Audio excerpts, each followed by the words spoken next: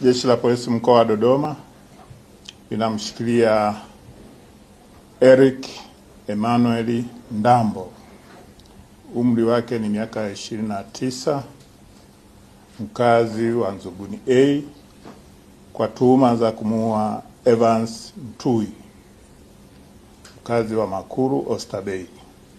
Tukio hili lilitokea Disemba tarehe 16 majira ya saa 10:45 jioni katika mtaa wa Majengo, ambapo marehemu alimshambulia kwa kitu chenye ncha kali kifuani upande wa kushoto.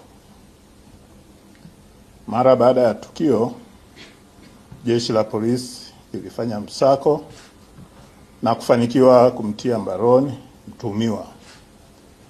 Uchunguzi unaendelea na mara utakapokamilika mtuhumiwa atafikishwa mahakamani kujibu mashtaka yake.